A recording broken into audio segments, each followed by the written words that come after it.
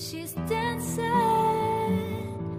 in the field, and the sun is in her eyes. Thousands are one in her eyes. So she stumbles through the field.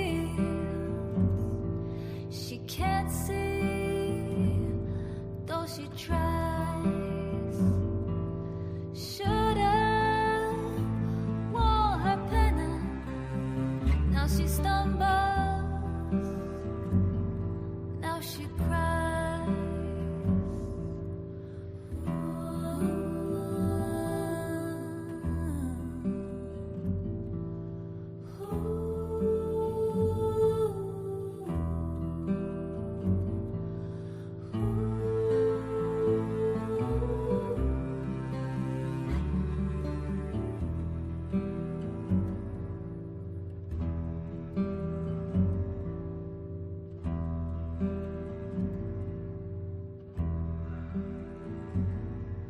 Her skin's red and it burns, and the fields go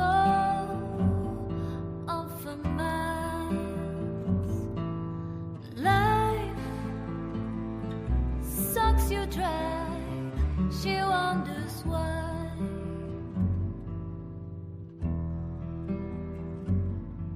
Wonders why.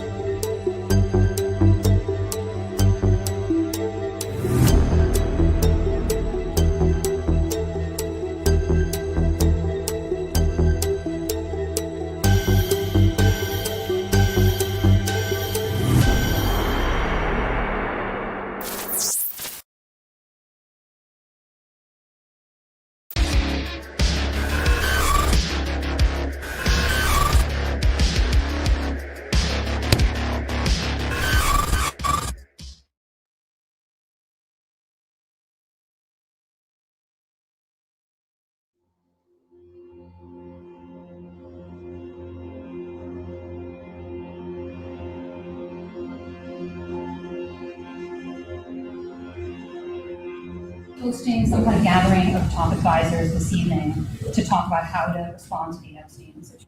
I don't know. I could ask you that question. I don't know of it, but I think here's the man right here.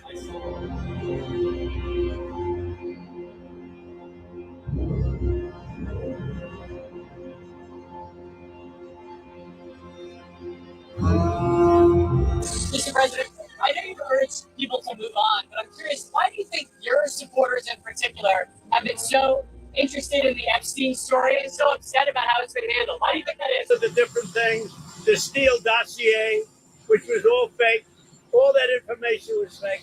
But I don't understand why the Jeffrey Epstein case would be of interest to anybody.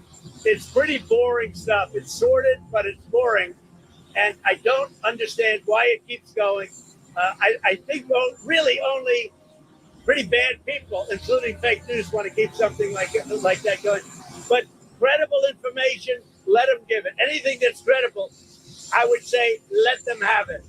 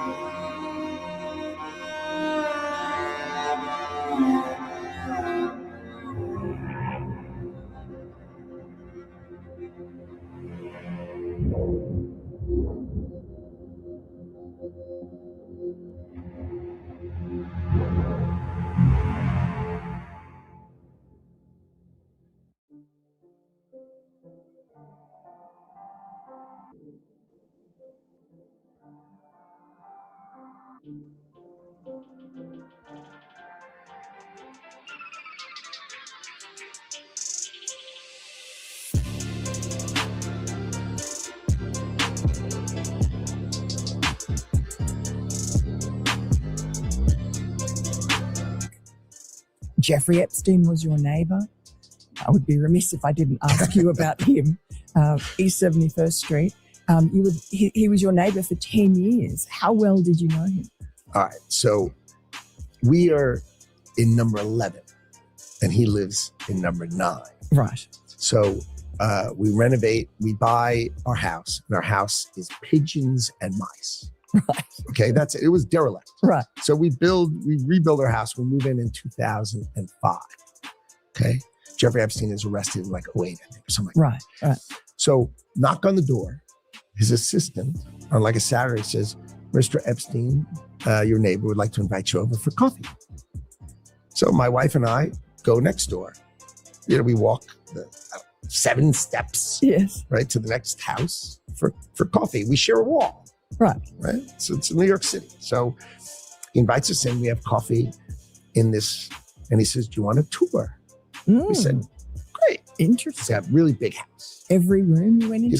He's got. Well, I'll tell you. So his house is like super big, really wide, and so he gives me a tour in the living room, big living room, and then across from it is double doors. I assume it's the dining room. Yeah. And he opens the door, and there's a massage table in the middle of the room. Ooh. And candles all around and stuff.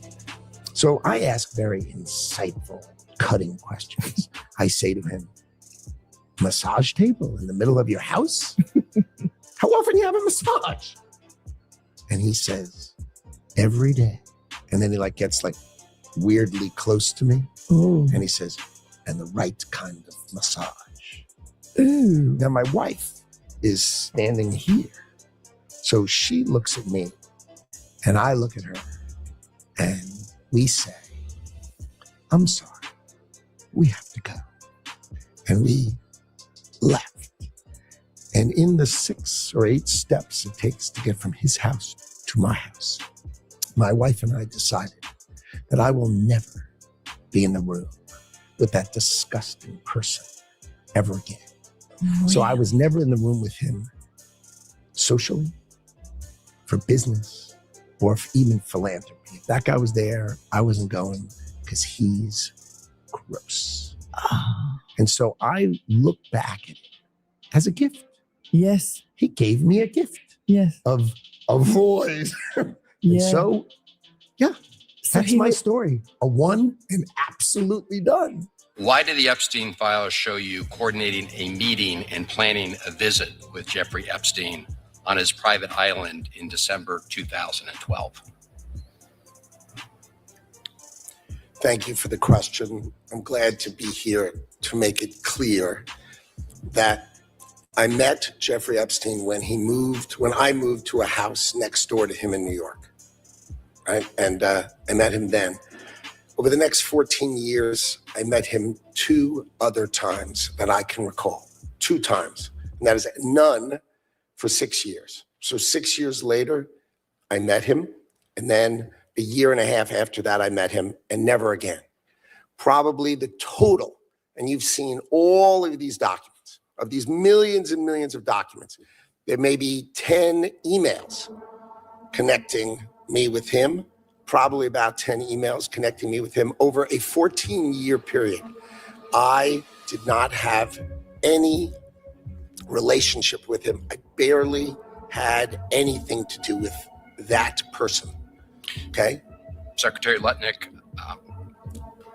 I think you understand the root of concern here. It's the way you described very emphatically your first encounter with him in his apartment, said you were disgusted, would never have any contact with him again.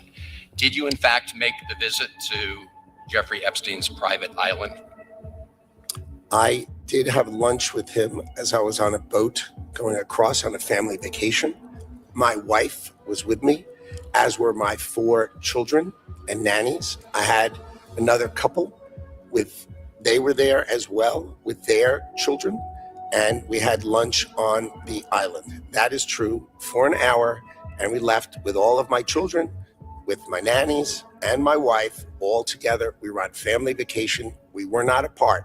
To suggest there was anything untoward about that in 2012, I don't recall why we did it, but Mr. Secretary, again, as I said, there's not an indication that you yourself engaged in any wrongdoing with Jeffrey Epstein. It's the fact that you believe that you misled the country and the Congress based on your earlier statements, suggesting that you cut off all contact when in fact you had not.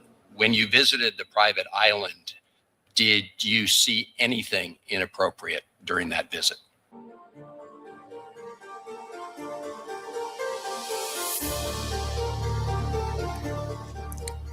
the only thing I saw with my wife and my children and the other couple and their children was staff who worked for Mr. Epstein on that island. And you realize that, this visit took place after he'd been convicted, right? I mean, you made a very big point of saying that you sensed that this was a bad person in 2005. And then, of course, in 2008, he was convicted of soliciting prostitution of a minor. And yet you went and had this trip and other interactions. Did you have a dinner in Epstein's New York City home in 2011? No. So the information that suggests that there was a dinner with Woody Allen and Woody Allen's spouse at the Epstein residence, that's there's nothing to that. Is that right? I actually don't know what you're referring to. There was, look, I looked through the millions of documents for my name, just like everybody else. And what I found was there was a document that says that I had a meeting with him on in May, I think, for an hour at 5 o'clock. Okay. Not dinner or otherwise, for an hour at 5 o'clock. All right.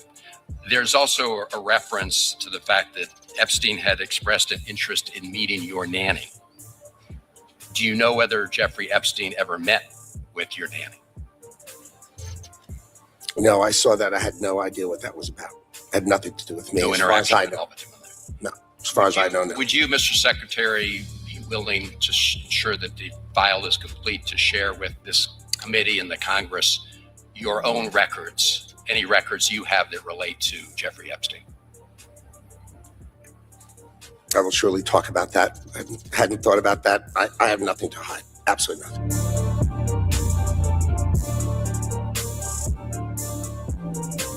Right. So, I mean, that's an incredible story that you could pick up that he was a pervert. It's gross. The guy's gross. Right with my wife. And like, he's gross. The guy's gross. This was not, the deep nuance of Howard Lutnick. This guy's gross. Right.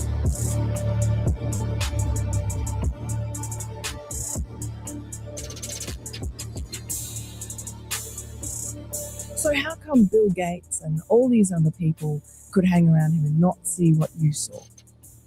Or did they see it and ignore it? Or No, they participated. right. That's what his MO was, get a massage.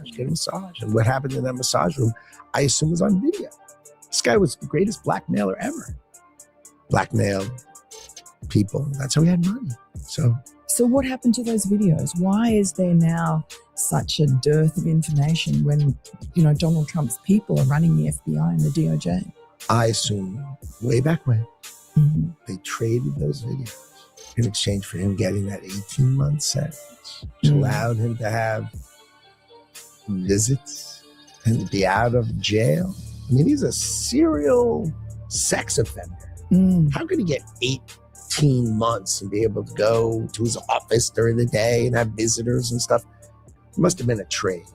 So my assumption, I have no knowledge, but my assumption is there was a trade for the videos because there were people on those videos.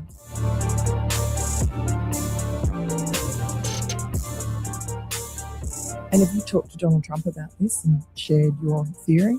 No, I mean, he knows the story. Right. But you- my story that, I was the one and done with the guy. He knows that story, but...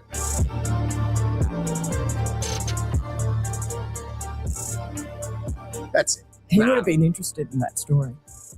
Yeah, but I don't know. It's a story. It's just a one and done. That guy. Ugh.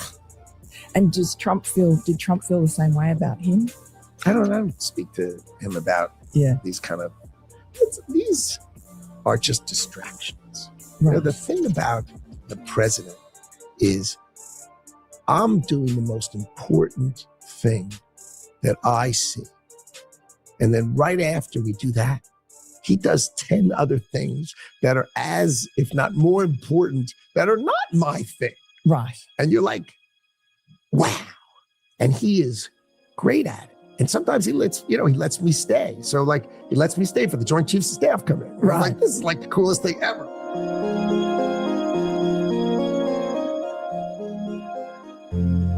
You sit here and you attack the president, and I am not going to have it. I'm not going to put up with it. All they want to do, all the American people need to know this. They are talking about Epstein today.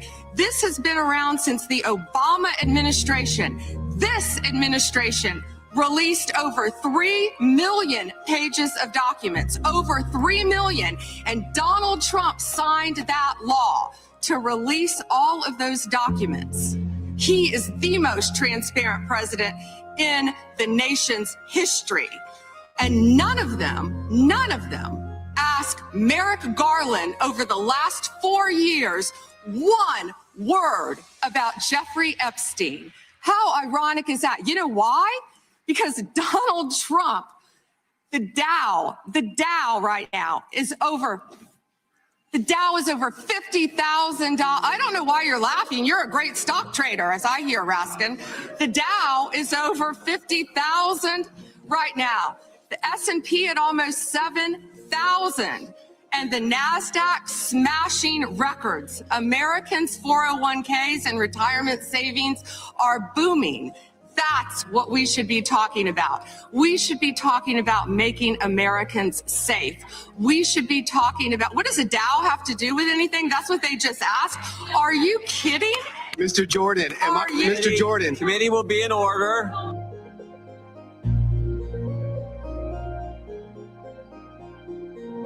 Secretary Lutnick today was testifying on the Hill. He said that he had visited Epstein's Island in 2012 with his wife and children, and that's after he said that he had cut ties with Epstein.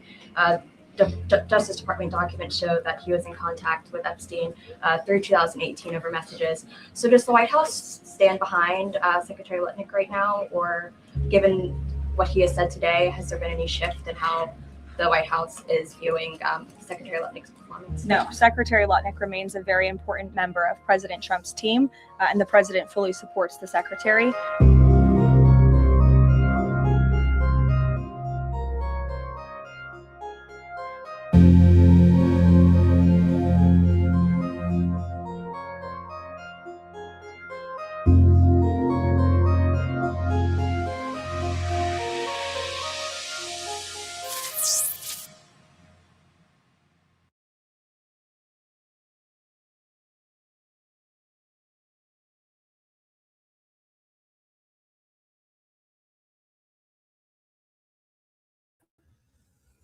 Welcome to Through Glass Darkly live. It's no longer radio, and I'm going to tell you why. Okay, so for 2 years, every week, I provided 2 hours of content to a radio station on the hope that there would be some sort of sponsor that would actually pay me. So I was routinely getting over 1 million views across platforms. So after about 2 years, I just asked the radio station, like, hey, I'm generating a lot of free content for free. And we're sharing in the, in the success, etc., of that content. But I'm not getting any money from that arrangement. Can we discuss that? And they're like, well, we're letting you be on the radio. I'm like, okay, we're done. Anybody who tells you to do anything for exposure, generally writers will say never do that. But for me, I actually enjoy doing this. But if I'm going to share the content, the copyright of the content with somebody else, I should be getting something out of the arrangement. And I wasn't. And look, I ended everything in a pretty healthy, very positive way. They allowed me to have a radio show for 2 years. But at some point, you have to kind of choose where you're going to, use your resources. And I wasn't getting any benefit whatsoever by sharing my content. I could just do my content on my own and control 100% of it. So I made the decision to kind of cancel the radio part of Through a Glass Darkly live. I'm still going to do these because these shows do really well. So nothing from your perspective is going to change, except maybe the thing. But anyway, you're listening to Through a Glass Darkly live. The intro song is Mark of the Doomslayer by Carl Casey at White Bat Audio, and nothing else has changed. So anyway, for folks who are saying, why does he keep playing that video at the beginning? Because Howard Scumbag Lutnick is still Commerce Secretary. And that's unacceptable. Okay? It's unacceptable. I'm not going to say anything more than that. It's just unacceptable to have somebody with clearly questionable morals that close to the President of the United States. And we're kind of seeing the fruits of that, right? We're in a kind of another never-ending war for a prospect of infinite downside and zero upside. And it all accrues to the genocidal maniacs of Israel's government. Have you ever watched videos of these settlers? They are the most disgusting human beings I think I've ever seen. They just walk onto Palestinian land in the West Bank that's been owned for generations, and they poison the food and turn for their livestock, and they harass people, and they're just. And the Israeli army, the IDF, just kind of protects them from what they deserve, which I'm not going to say here. But people like Ben Gvir, just disgusting, horrific, loathsome human beings, and that's our greatest ally right now. That's who we're supporting. And oh, by the way, they just decided to take 10% of southern Lebanon, right? So anyway, I don't want to. I'll go into a frenzy and I'll probably say things that I shouldn't say. So I'm just going to be very, very careful here. But as per usual, as I said last week, the longer this goes on, the worse it gets, and it continues to get worse. And it's pretty objectively pretty bad. All right, let me just go through some of the comments really quick. Yeah, she does live in. Yep. Qualcomm, Microsoft, Intel, all in Israel.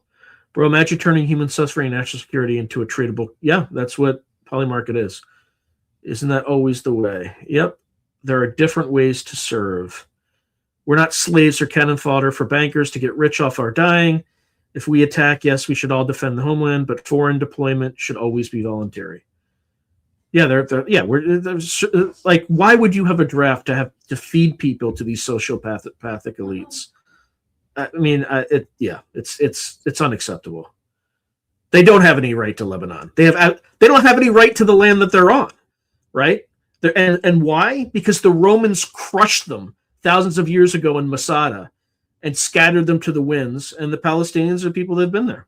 That's just, might makes right. That's how they operate. So why shouldn't they operate that way now? Anyway, again, I'm going to try to calm down. And by the way, I've learned that I'm Catholic. Well, I know that I've been Catholic, but in Catholic theology, they were the chosen people. But at the moment they didn't accept Christ, they're no longer the chosen people. So anybody who accepts Christ is chosen, of course, according to Catholic theology. Now, if you read the twisted Schofield Bible, that has dispensationalism and that was funded by a Zionist banker named Felix Untermeyer and given to Schofield, Cyrus Schofield, who wrote it, then yeah, you believe that my life for you, Israel, my life for you. We're gonna be Southern Baptist and we're gonna ride straight to the meat grinder. Yeah, not for me, sorry. Not my fight. Iranians aren't good guys, but like there's absolutely no vital strategic national interest we should be involved there at all. So, all right. So a few things that I wanted to cover today. Actually, I'm going to experiment with something. Let's see. It's going to be a little more interactive. And I decided to do this tonight so it could completely blow up. But let's start with what we just saw. I'm going to put a poll here. First question for the poll is, what will happen to Howard Lutnick? Okay. Let's just see how that goes. I can put it up here. I can put it here. I can put it here. Or I can put it here. Let's put it there. I can barely see it, but hopefully you can see it. So I don't even know how you're voting on this. I'm just as curious as you are to see if it actually works. So I'll give folks about 3 minutes to vote. Okay. And then I'm just going to look at comments until that 3 minutes up so that you're not just sitting here waiting for people to vote. I think I just push stop poll and I kind of see what happens. Oh, okay. Now, okay. I got one vote so far. You guys are, I guess you need some time to figure out how to participate. And I'm not really helping in terms of telling you how to participate because I have no idea. I literally just saw, new feature. Let's try it. So this is not a professional operation. I'm just trying something new. I think, well, I'm not gonna prejudge the answer. Yeah, you got to find a way to actually fill it out. Let's see.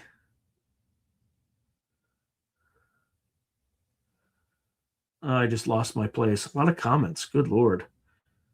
Okay, so we got that. Got that.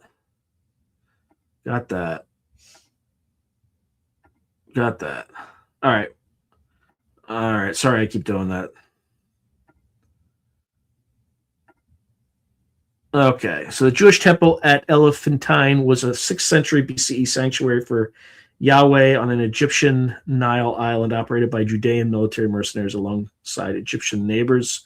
Featured animal sacrifices, operated largely independent of Jerusalem's laws, and was destroyed in 410 BCE due to conflicts with local priests of the god Khnum.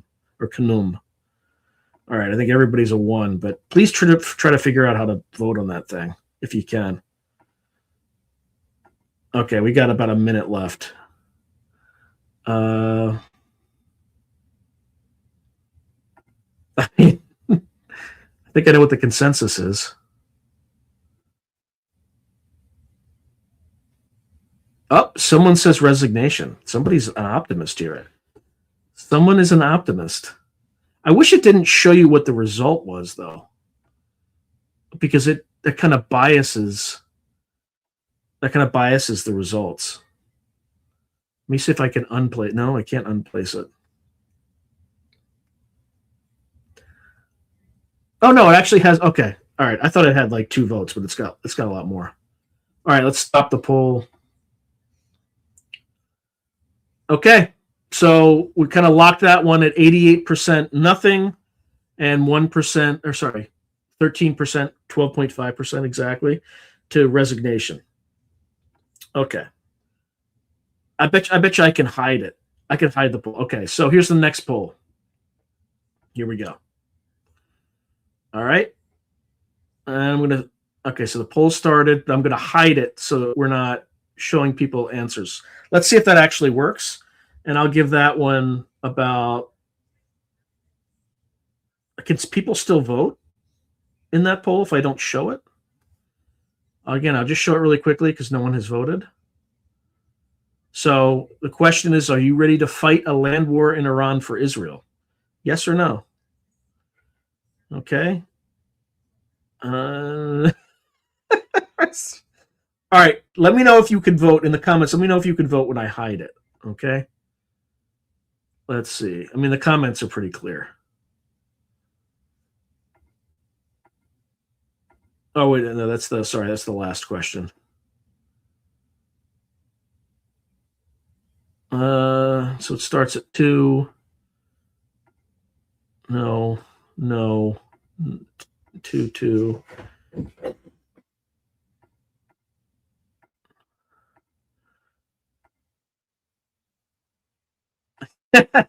Yeah, I think co-party chief. I think you're right. All right, let me just find out what this poll is again. Oh, good. You can vote. You can vote. So keep voting for a little bit. I don't want to. Okay, that's the way I screwed up the first one because I don't want to. I want to keep these things up fairly unbiased. Okay. Actually, while you're doing that, I'm going to construct a new poll because I'm inspired.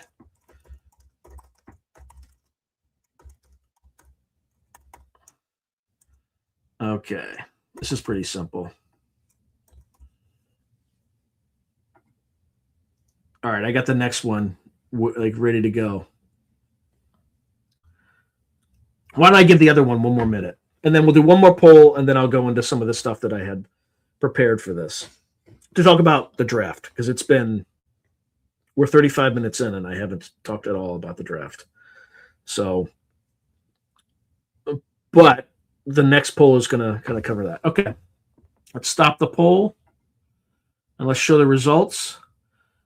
Again, overwhelmingly, 8% is ready. I hope you enlisted. And then the other 92% is a big fat no. All right, so here's the next one. Should there be a U.S. draft? Okay, yes or no?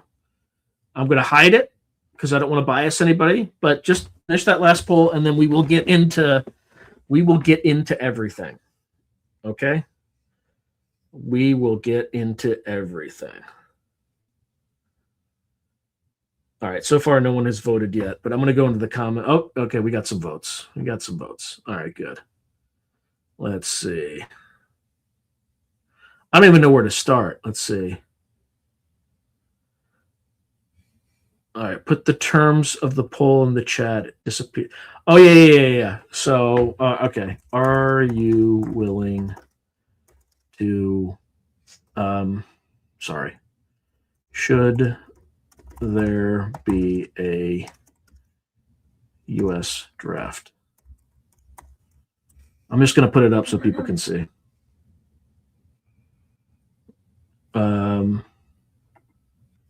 Apparently, come on. Apparently, YouTube will not allow me to put that up. Here we go. All right, now I got to go find.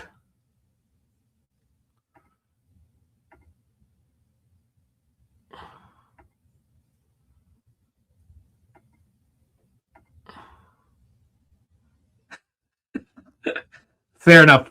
Fair enough. Baird 750. By the way, Baird 750 is the single longest standing patron supporter I've had. And he's been a very generous one. So I want to publicly acknowledge that. I mean, he's been supporting me for years, literally. So, and at the first lieutenant level. So, which is pretty awesome. All right. So I'm just going to go through these again, and I'm going to show you the results very shortly. Okay. All right. We got that.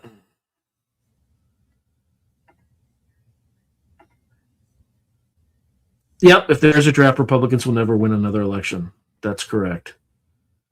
Draft the super wealthy first before. Yeah, that will never happen. Okay. What happened with Eritrea? All right, let me go back. Let's see how we're doing. Oh, there's only like 6 people that voted.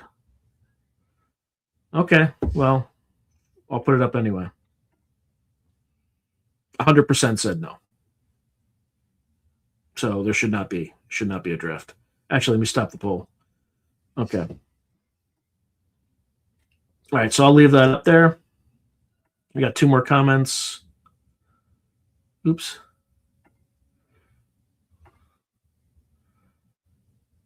Yeah, our leaders are greedy, not responsible and caring. That's correct. Okay. All right, let's see what I got.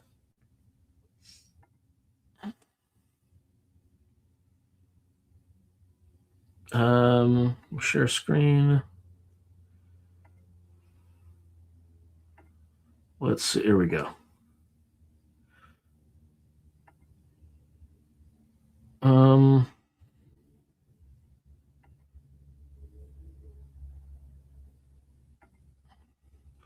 All right, so hopefully I'll be able to change. Bear with me. I'm just trying to get everything in order. All right, perfect. All right, just a few things. I'm going to go through some people I hate.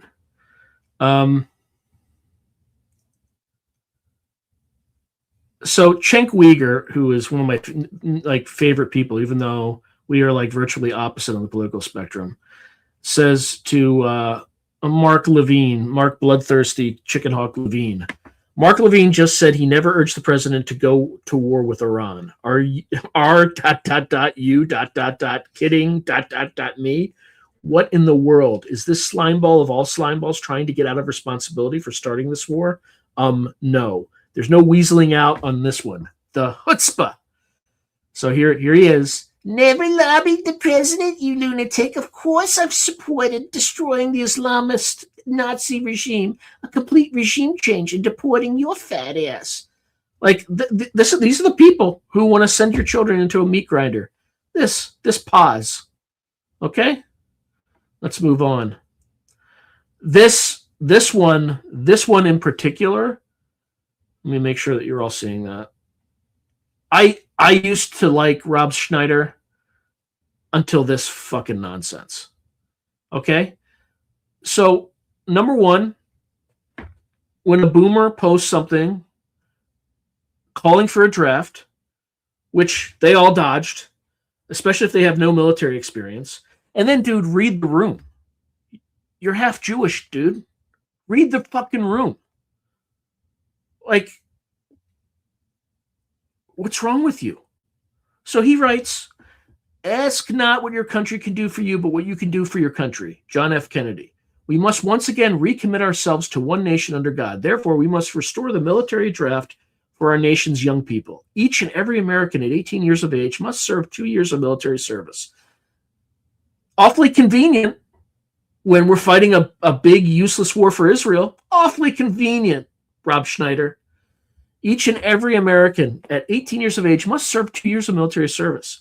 They could also choose to serve part of that time overseas in country or in a volunteer capacity. How about this one instead, Rob? How about you don't get to vote unless you've served in the military? And I think that might improve things a little bit. Didn't serve, you don't vote. You don't get to make decisions. Otherwise, why are you sending my kids to a war that's a waste of like the country's treasure, etc.? But he writes, being a citizen of the United States gives us unparalleled freedoms and opportunities of the envy of the world.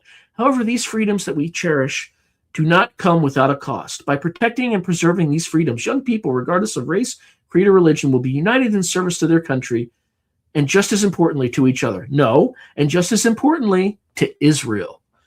Many nations around the world require their young citizens to serve their country. Until recently, our nation did as well. No, not until recently. The draft ended, I think, in the all-volunteer draft came into place in the mid-'70s. Okay, so it's been quite a while since we've had a draft. This would serve many purposes in our society.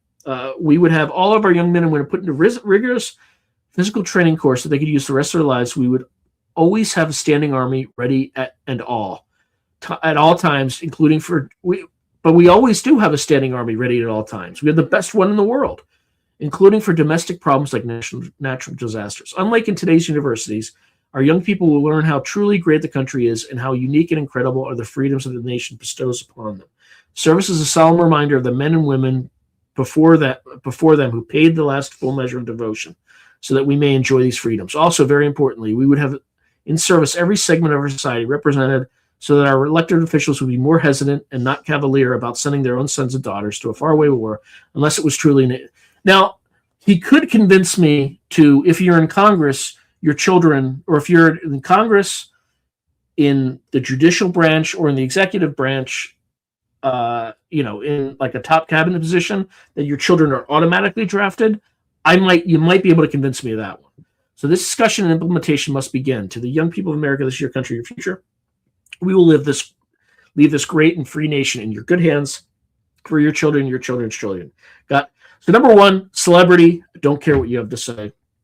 Number two, you didn't serve, so shut the fuck up. Like, not your call. Okay. And then here's another one. The infamous Jigsaw down here writes, I mean, this is unbelievable. Let's read this. So Jigsaw writes, soon there will be a massive Islamic terrorist attack in America, and the perpetrators will likely have financial ties to podcasters and those who are sowing discord for foreign nations in America. That's oddly specific, isn't it? I predict there will be as many casualties, and only then will it maybe set in that people have been conned into supporting a terrorist psyop to distract you from the threat of Islam, while the enemy plotted to destroy our country from within with botted conspiracy theories. It will likely be 10 times worse than 9/11, and it's going to trace right back to the woke Reich in some way. I have that sense. Oh, really, Laura Loomer? Did someone in the Mossad give you that sense for a preview of their false flag operation, or someone in the CIA give you that sense for a false flag operation? Because anything that happens in this country, that is going to be my immediate presumption. But Daniel Davis deep dive. So Daniel Davis is a former armor officer. He retired lieutenant colonel. He's got an amazing YouTube channel. It's got like 150 times the number of, or 15 times the subscribers that I do. And he does really good geopolitical analysis. But, this is fantastic. So he just kind of quote tweets Jigsaw down there. If you don't know why I'm saying Jigsaw, just watch the Saw movies and then look at a picture of Laura Loomer and you'll get it. You'll get it immediately. Because that character in the Saw movies, his name is Jigsaw. So I just call her Jigsaw. Anyway, that's too much explanation. Federal authorities need to be paying close attention to this woman and her claims of quote-unquote just having a sense that something bigger than 9/11 is coming. And she's already ready to blame on readying blame on the supporting culprits, podcasters who warn against the foolishness of choosing war in the Middle East. By the way, Daniel Davis has been warning, just like I have, of how stupid this thing is.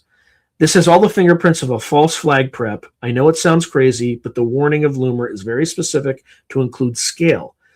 This either means she has dark knowledge or she is just an unsubstantiated conspiracy theorist.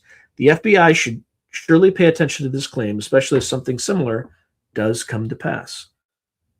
Abso-freaking-lutely. Okay. All right. So let me just check.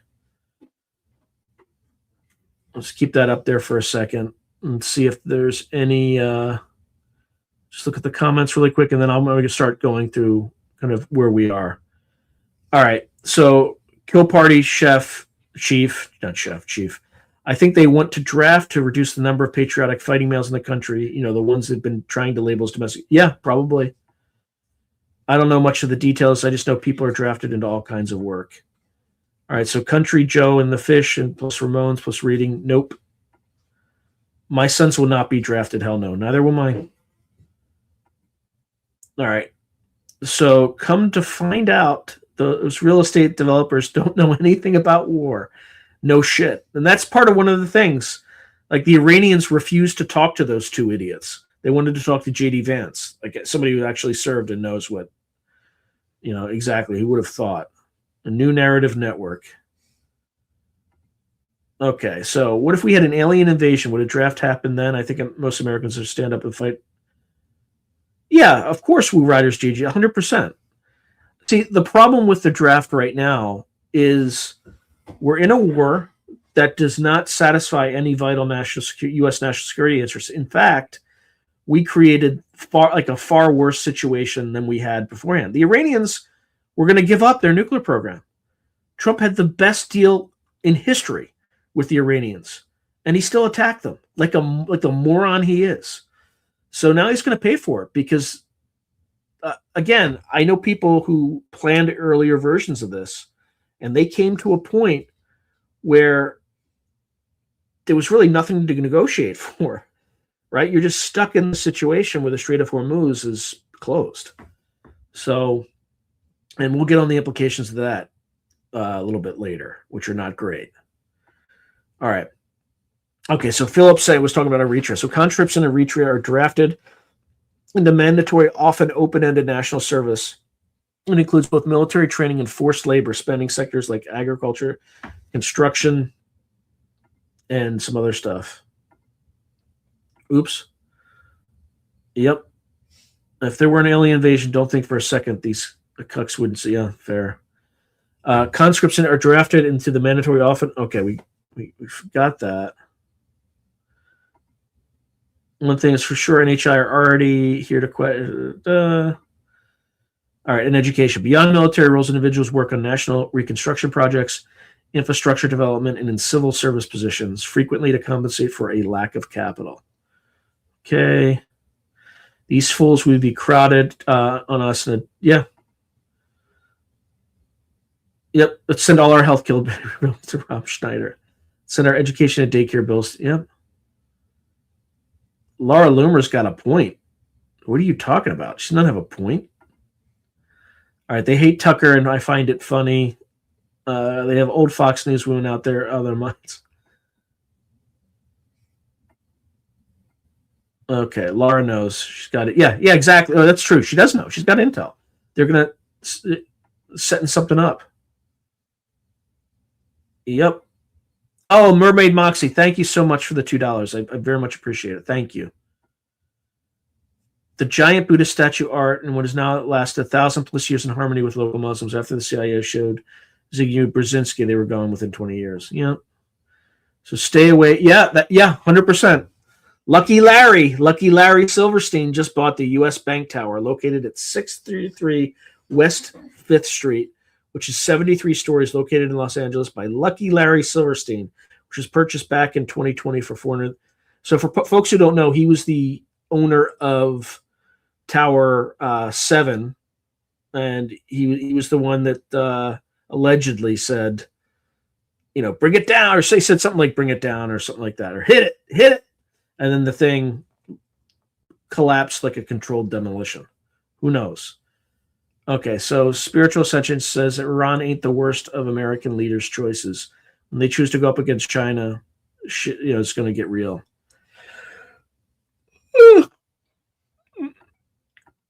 All right. No, I doubt it. He's more conservative. I used to like him until that tweet. I used to like him a lot. So I'm sure he didn't want women. Larry Jigsaw Loomer. Okay, now that data centers are built for digital controlled currency, they need famine and fuel shortage crisis to implement. Digital currency will be used to ration everything. Yeah, probably. You got to get over the propaganda in ours too. Yeah, it's all. Yeah, pull it. That's what it is. Thank you. Yeah, he allegedly said pull it, and then the thing just collapsed.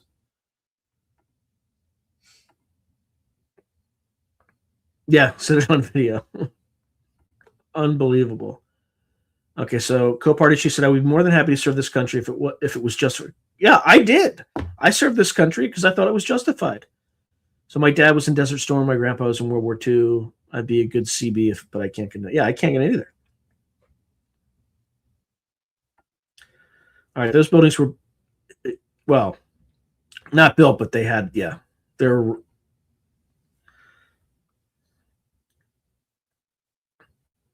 Yikes. Okay. All right. Let's get back to it. What else I got? Yep, here we are. All right. So what was this one? All right, so this is just, I was curious how many U.S. aircraft have been down since the beginning. All right, so as of today, a few hours ago when I did this, so the 3 U.S. F-15E Strike Eagles that were shot down by the Kuwaitis, and then there was the 1 U.S. KC-135 refueling aircraft. So 4 red aircraft so far, and it was all, the KC-135 allegedly was not due to hostile fire or friendly fire, but all 6 crew members were killed. And then the 3 U.S. F-15 Eagles, it looks like all 6 aircrew survived. All right, so 4 manned aircraft so far, which is remarkably, well, it's pretty good. In the sense it could be a lot worse. But if you're including unmanned aircraft, the total is higher. So U.S. officials said more than a dozen MQ-9 Reaper drones have been lost, which would put all the overall aircraft lost to at least 17. Okay? So, and then I wanted to know how many casualties. This one surprised me. Okay, so as of March 28th, U.S. military, there's 316 total, 13 killed and 303 wounded. Okay? And this is just kind of, I'm not going to ask any more about that. Here's the thing, I'm not going to reveal where I heard this, but they ain't telling us the truth, folks, on casualties. I had another kind of third-hand report, but from somebody who was actually in the incident, that there were 13 killed by drones in one incident. So take that what you will. Okay, so Sean, what do you think they will pull? I recall Dick Cheney saying they will see a nuke going off before 2020. Thank God that didn't happen. I mean, I don't think anything's going to happen because I don't think people are going to believe it.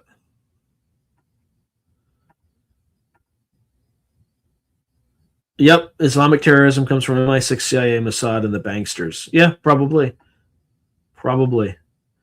A man should be able to trust his country well enough, enough to serve it. Yeah, I don't trust the country anymore. No way. Starting wars isn't very no, it's not. It's not very conservative. All right, so Solite U.S. expat says 1 F-35 was shot at and had to make an emergency landing. If I remember that KC-135 was shot down, according to Colonel Day. It may have been shot down, but it definitely went down. There was another KC-135 that was damaged, but landed successfully. And I think the F-35 was damaged too. Yeah, I don't trust the prior one, and I don't trust this one. Hey, John Stewart's on. How you doing, brother? Good to see you. I haven't gotten to the draft section yet, but we will get to it. I first have to do a rundown of kind of all the clusterfuck that was last week in this situation. So I'm going to run down that, and then we'll talk about how a draft might proceed. One of the things that hasn't happened yet that would happen first is you would see a stop loss on certain specialties. And the reason I know that is that happened to me right before the war in Iraq. So in February of 2002, I was put on stop loss for an indefinite period. Initially, it was until 2031, which I wanted to unalive myself with that, but it was subsequently reduced to 1 year because I was in a certain specialty that I had no training in, but I just had the designator. And I was branch detailed armor, but from military intelligence. So military intelligence didn't provide me with any training, but I served as a armor officer for 4 years. And then right when I was about to get out, they said, "Oh, you're designated military intelligence, and we're short on military intelligence officers, so you have to stay in." And I'm like, "Well, when's the next course that I have to go to where they actually train me to do that?" "Oh, 18 months. I'm like, "Well, I'm just going to sit and wait it out." But I still had to get a top secret SCI clearance, so I got that, and I had it for 10 years and never used it. So it is what it is. But you would see stop loss first. You would also probably see retirees pulled back into service. So I have a friend who's a retired colonel. He literally just got out.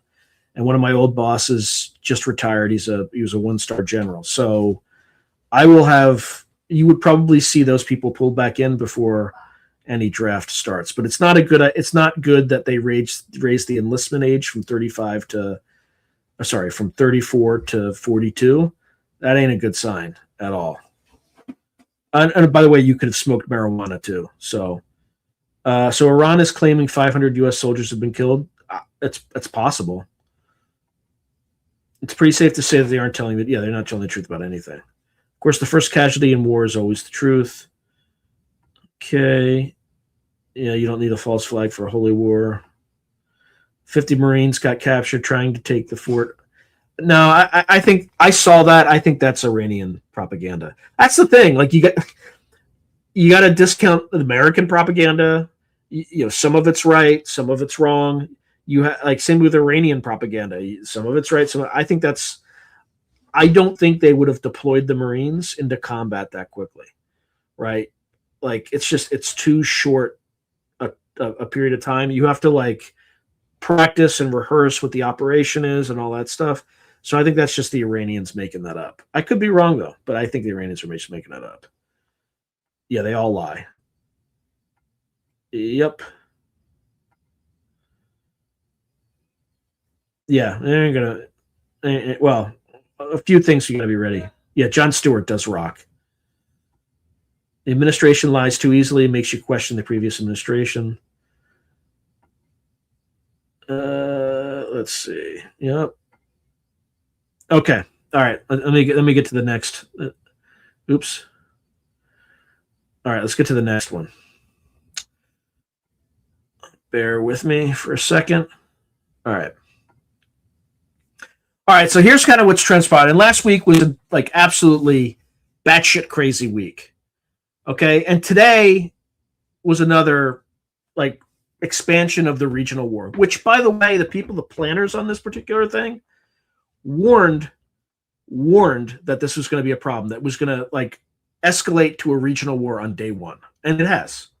Okay. So let's start with Saturday, March 21st. Okay. So here's the week. So on March 21st and 22nd, Trump issued a 48-hour ultimatum demanding Iran fully reopen the Strait of Hormuz or face strikes on their power infrastructure. So Iran obviously said if the U.S. hit that, they'll completely close Hormuz and then treat Gulf energy sites and countries hosting U.S. bases as lawful targets. Okay, so the Iranian missiles also struck southern Israel, including damage and injuries near Arad, Dimona. For people who know anything about Israel's nuclear program, it's based in Dimona. Okay. So March 23rd, Trump said the U.S. had held very good and productive conversations with Iranian officials. And because of that, he postponed a planned strike on Iran's energy grid for 5 days. Iran publicly denied the negotiations were taking place, and Reuters also reported that markets reacted immediately with oil dropping back below $100 per barrel.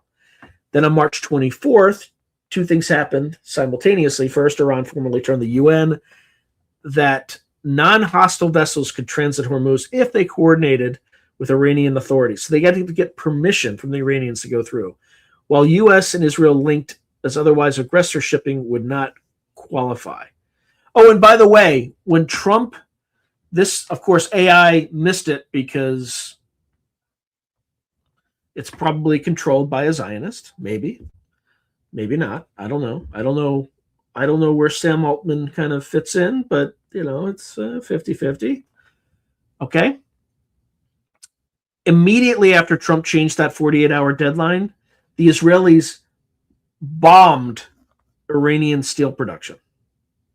Okay? Like it completely made Trump look like a fool.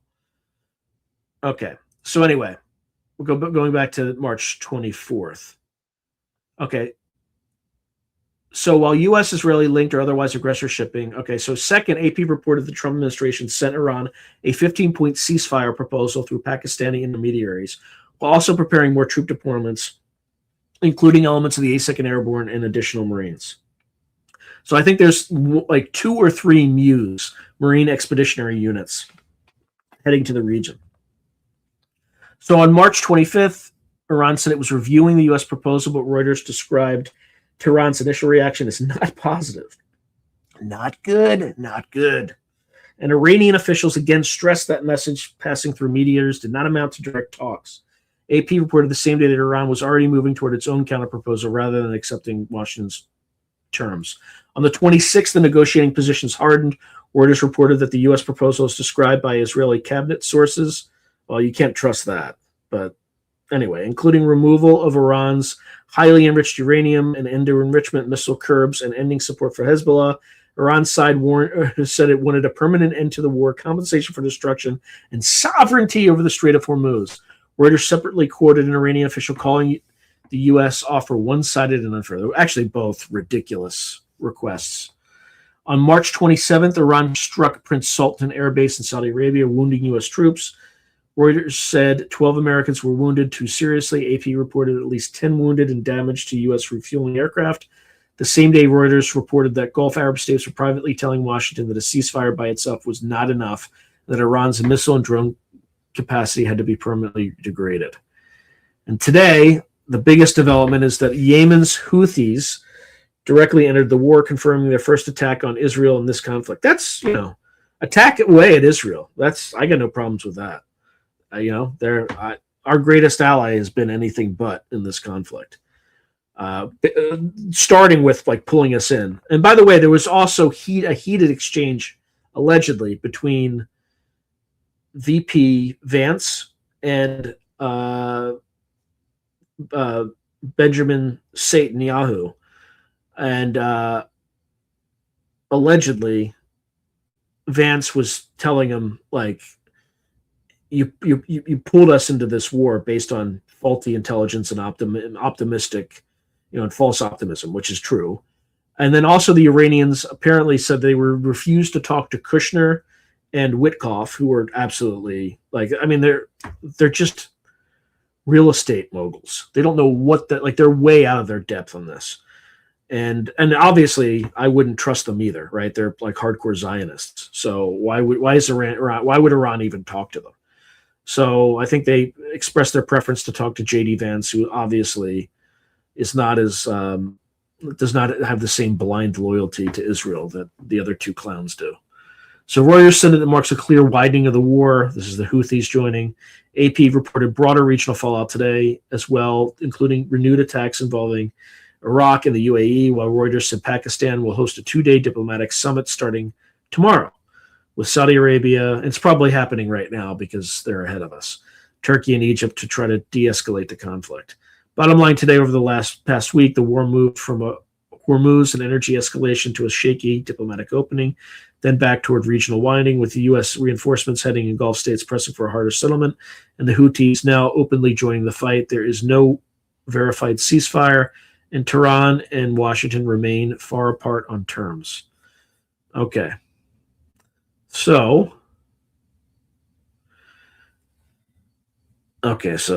let me just go back, check to see how we're doing, and we're going to talk about the steps toward a military draft. Okay. All right. So Emily Schrader, this is Philip Blair saying this. Emily Schrader, the Israeli American who went viral for speaking for Iranians. Yeah, isn't that amazing? An Israeli American who went viral for speaking for Iranians. The Jack Tapper on CNN saying Iranians wanted the U.S. to bomb them. Yeah, she looks like the Japanese Momo demon. Yeah, I would hope for some reason I kind of think they did. They still don't even have air supremacy. Yeah, thank you, Solette US Expat. Definitely hit that like button. All right, how are we doing on time? Okay. All right, if not for disobeying stupid orders from the 90-day wonders, he wouldn't have survived the Battle of the Bulge. Started calling them greatest ally in text conversation, not banned yet. Yeah, I did. All you have to say is our greatest ally, right? Because it's like the sarcasm kind of answers itself. So Philip Blair says, my grandpa, the first part of that was auto-deleted and I didn't have it pre-saved. I didn't say anything, obviously, it's offensive to the algorithm. Who can blame the Iranians for wanting to talk to those two douchebags? I wouldn't think that way, but they hit that carrier. Hard to say. A laundry fire limp. I know. I think they hit it too, but how will you ever know? God. So Solite US Expat saying that fire lasted 30 hours. Aramonic deception, political, mystical trade routes. Tim Beck says, I said stop loss would have resulted in my grandpa likely joining mutineers. Yeah, that happened to me. It happened to me. I was pissed. They took a year of my life. Looks like in that time your damn clothes would have already burned up. Yep. You can't trust any. The best might be remote. Yeah. Remote viewers and other context clues. Our desert homies laugh out loud. Not. All right. How many boots on the ground are the IDF, our greatest ally, sending to run it? I don't know for sure, but I think 0 is probably the most likely option. Let's see. So title for the chapter, Epitome of Stupid. Y'all reckon Trump said to the Zionists, let's try your plan. You'll make the whole world hate you. Yes, harmonic. Yeah. Yeah, I think the whole world is quickly coming to hate them, except maybe the boomers. The boomers are still okay with them, maybe. Okay. All right, so Roger Claiborne said, I'm ashamed of Trump sneak attacking during negotiations. That is really bad. Ethical and moral conduct is a must for Americans. Yeah, he did it twice in a row. So, like, why would you trust him a third time? It's just absolutely abhorrent. Like, and it's not, it's just, yeah, it's ridiculous. All right, let's look at the steps to a draft. I don't 100% agree with these, but I just wanted to see. All right, when do you think this ground invasion will happen? I heard that Trump is waiting for the last two. I would give it a month at the earliest, 30 days. It's just, you can't just throw, I mean, unless, hello and good morning. How you doing, Kostas? And the reason I say that, Trump could just pound the table and demand it, in which case you're just going to have, it might happen sooner, but you will, like, it would be certain to produce horrific casualties. So we'll see. We'll see how, our stable genius does in this one. So far, it's been an absolute mess. So, all right, let me go back to. So, how would a draft proceed? Okay. So in the U.S., the real precursors to a draft are mostly legal and administrative, not rumor-driven. There's no draft at present, and current selective service registration is not the same thing as automatic induction. However, service selection registration has become automatic in the latest National Defense Authorization Act a few, I think, weeks or months ago that just passed, okay? Or they slipped it in. So it used to be voluntary, like you had to go and register when you were between the ages of 18 and 26. But if you didn't register for it, there's certain things that you didn't have access to. There might have been something to do with like federal aid for students and student loans and things like that. Don't quote me on that, but I think there's like certain things that you couldn't do. You might not be able to get a government job. Maybe, again, check me on this, but they already changed that. You already see what they changed enlistments to, right? So they're widening the aperture of the addressable population that they can bring back in. They also are waiving or forgiving people that were booted out because they didn't get the COVID vaccine, right? So they're pulling every lever they can to try try to get people to join, but it ain't looking good. Okay, so the strongest early sign would be Congress passing and the president signing legislation that authorizes induction. So the General Accounting Office states that the Military Selective Service Act does not currently authorize using a draft for induction. So a new law would be required before people could actually be drafted. Historically, that is exactly how it worked. In World War I, Congress passed the Selective Service Act after war began and after volunteer enlistments lagged badly. In 1940, Congress enacted the first peacetime draft before Pearl Harbor. After that, the next visible precursor would be a formal activation of the Selective Service machinery. So the Selective Service system says that once authorized, it would activate staff, open area officers, and notify local, district, and national board members for refresher training. Yikes. Then you would likely see a national lottery announcement. Selective Service describes the lottery as the mechanism that sets the order in which people receive orders to report for induction, starting with those turning 20 in the lottery year and then moving through other age brackets if needed. Next would come orders to report to MEPS. That is when this stops being abstract. Notices go out, people go to military entrance processing stations, and they receive physical, mental, and moral evaluations. At that point, registrants can also begin filing claims for postponements, deferments, or exemptions. Another precursor is the activation of classification and appeal boards. These boards handle conscientious objector claims, hardship deferments, ministerial deferments, student postponements, and appeals. In other words, once you see the claims and classification system turned on, the draft process is no longer theoretical. The final short-term sign would be a public timeline for first inductions.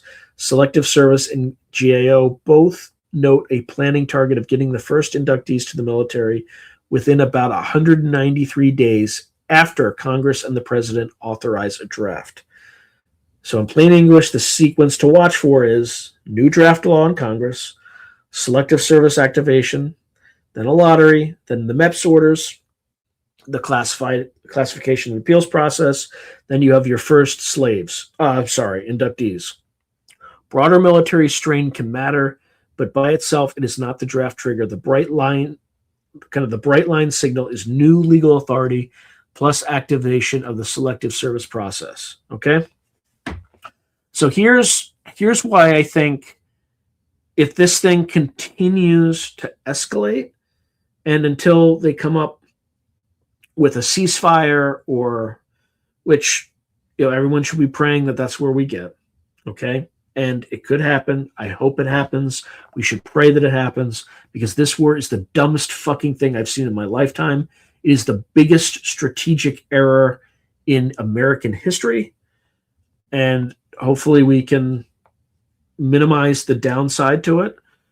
But here's why this particular war is more likely to result in a draft than the war in Iraq, okay? So it's just a matter of numbers. And I haven't even looked at these numbers yet, but I already kind of know. I just asked ChatGPT to tell me by component how many soldiers, airmen, and Marines the U.S. military had versus what the Iranians had, okay? So the total active military, United States has 1.33 million active duty personnel. The Iranians, 610,000, okay? So if we sent half our military, 600,000 troops, we would match what they have there, okay? And then and that includes being able to respond to other contingencies like Taiwan, a Russia breakout in Europe, etc. Oh, and then the president keeps talking about, and Lindsey, I love cock Graham. They keep talking about wanting to go into Cuba. So I actually don't think something like that would be as bad as Iran. So I'm not going to really comment on it. I think it would be worse than Venezuela, but far less bad than Iran. All right, so then we look at ground forces. So the Army has 447,455 active duty troops. The Iranians have 350,000 regular ground forces. And then if you add the IRGC ground force, that goes to 500,000. So just starting with the Army, they have more people in their ground forces. Well, in the U.S. Army, where's the Marine Corps? Okay, we got the Marine Corps. Okay. So to be fair, a fair comparison is 500,000 versus the combined total of the Army and the Marine Corps. All right. So we would be in the low 700,000s. Okay. Versus 500,000. That's total. Now the Navy, you can't really compare one for soldiers, ground forces, because it just is what it is. Okay. So the Iranians have a much smaller Navy, which is pretty obvious. The Air Force, we have like over 300,000 people in the Air Force and over 10,000 in Space Force. Okay. And that's versus a relatively small Air Force. So we would, of course, have complete air superiority with the exception of kind of drone superiority. So Marine Corps, we already talked about that. They have no separate Marine Corps branch. So Coast Guard, 41,000, again, no direct thing. However, the total reserves, right? We have 764,000 additionally, right? So call it between 764 and 7. The Iranians have 350,000, okay? We're just going to, but they also have 220,000 paramilitary. We don't have anything like that, okay? So the simplest takeaway is the U.S. is substantially larger overall, overwhelmingly larger in naval and air power. On the ground, however, and that's where it matters in ground war in Iran, the U.S. Army is larger than Iran's regular army alone, but Iran's combined ground manpower is slightly larger if you count both the regular army and the IRGC ground forces together. So formal U.S. Reserve Guard manpower is larger than Iran's formal reserve pool. Okay? So let's just do this for shits and giggles. But as you can see, and by the way, I've seen much larger numbers for the Iranians if they were to kind of do full mobilization, which they would if the United States tried to mess with them. So that's what. And the other thing that's important is the United States military has very limited experience with drone warfare. Okay, so I would expect casualties to be much higher. So the Russians were seeing 500 dead a day. The Ukrainians were seeing like 500 dead a day. The same thing with, I think it accelerated to like 1,000 dead a day. So imagine if we went to war, right, for 90 days. You're talking up to 90,000 American deaths. To give you a sense of the scale of that, I think we lost something like 50,000+ in Vietnam and 50,000+ in the Korean War. And in World War II, we lost something like 415,000 dead. So, like, this is no joke. Iran is 3.8 times the size of Iraq. It's got a topographical profile that is a nightmare to navigate with troops and tanks, and you have like high mountain passes that helicopters can barely fly over, let alone carry troops. So not great. But we ain't going to Karg Island. That's the other thing. That whole thing is a psyop, right? Because you take Karg Island, then what? Well, then you're going to be completely exposed to Iranian drones, mortars, artillery, ballistic missiles, cruise missiles, hypersonic missiles. I mean, it would just be, they could dig holes, I guess, but it would be an absolute bloodbath. Okay. But the reason they're just saying Karg Island is because they want to focus Iranian attention on Karg Island when they're going to do something else. My bet is we wait 30 to 60 days, build up a force in Iraq and northern Kuwait, and then engage in the Khuzestan gambit.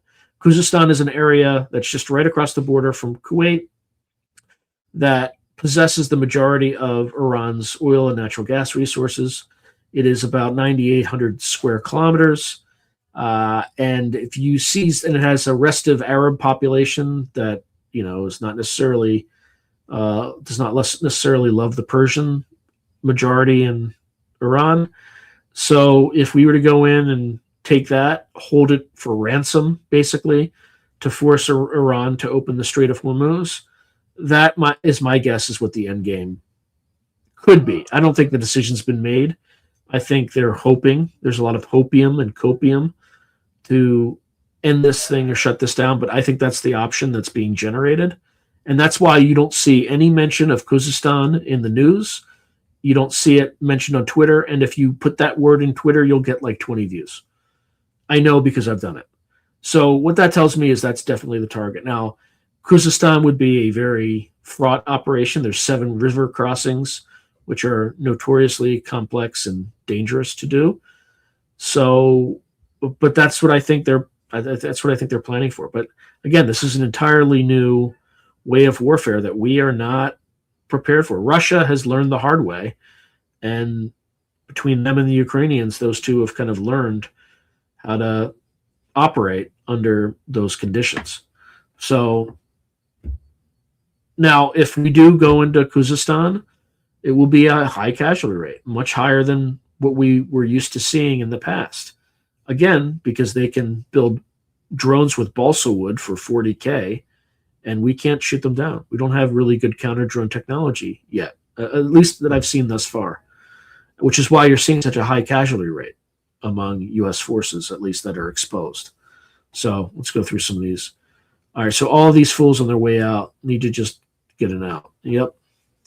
Perhaps 1,000 Israeli Klaus von Stauffenbergs. Yeah, I get that reference. Valkyrie. Yes, definitely. By the way, like the Israelis are like the Israeli citizens. The Israeli government is pure evil. It needs to be destroyed, burned in fire.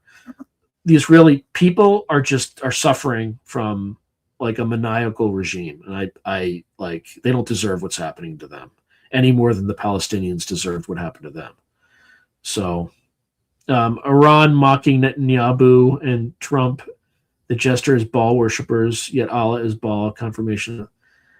I mean, everybody in our elite is a Baal worshiper or Moloch worshiper. I mean, they're the bad guys, clearly. Yeah, stable genius. Yep, 100%. Yeah, you try to draft, you got to enforce it. Actually, please remind me that there's a few things that you all need to do to prepare for autumn, and I'll explain what I mean by that when I get to it. Okay, so select U.S. expat. At least Sean and I are out of the age range for a draft among the others in the room.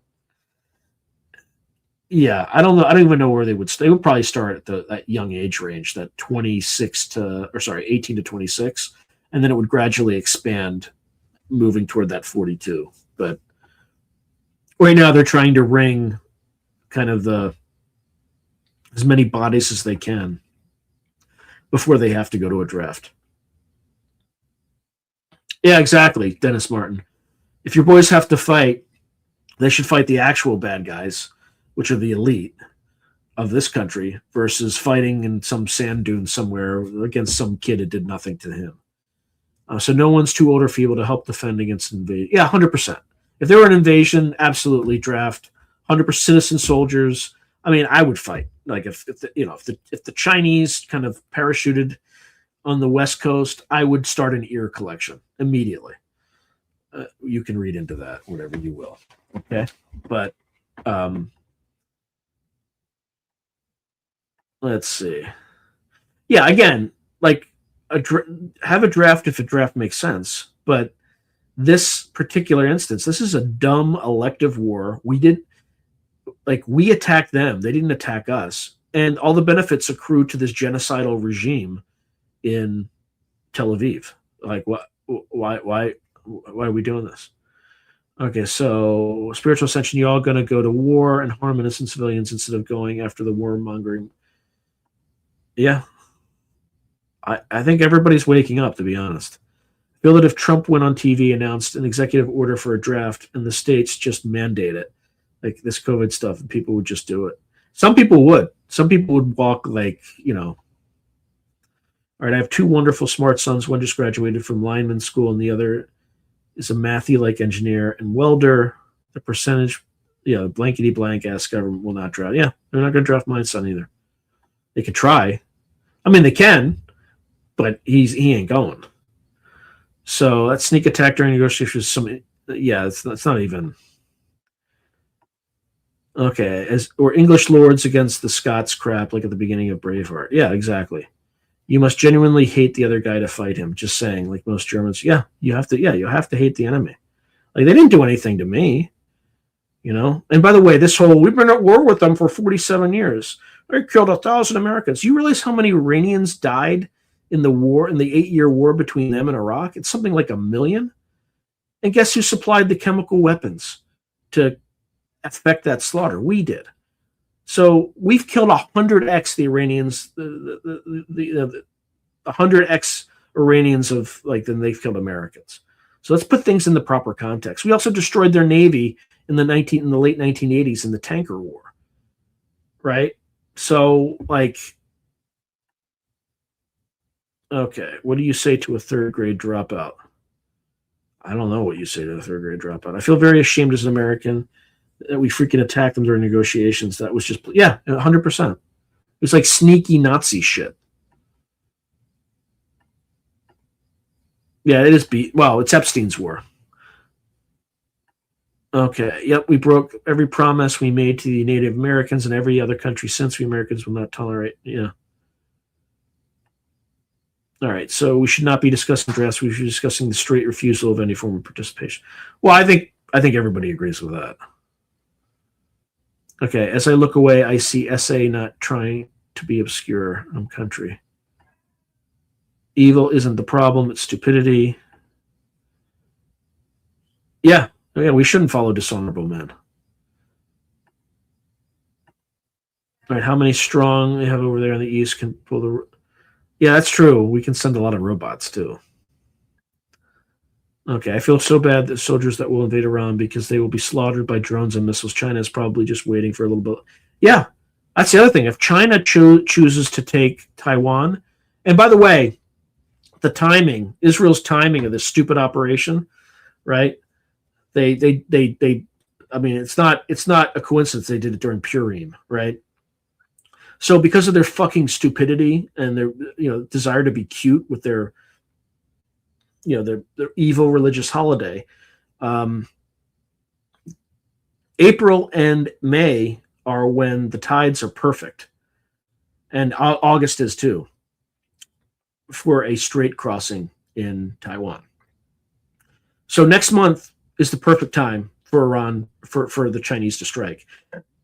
And if they do, there's nothing we can do about it because 75% of our air power is otherwise occupied in this pointless war in the Middle East. Okay. Yeah, it is massive, and it's it's filled with mountains and death traps.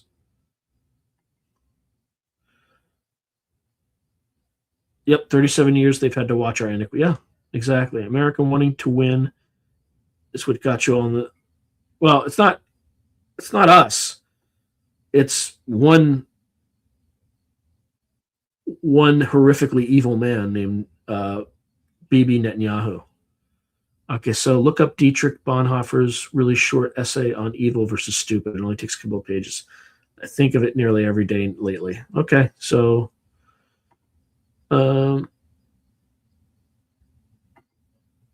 the only site I've ever spammed and harassed is like a service page back in 2016.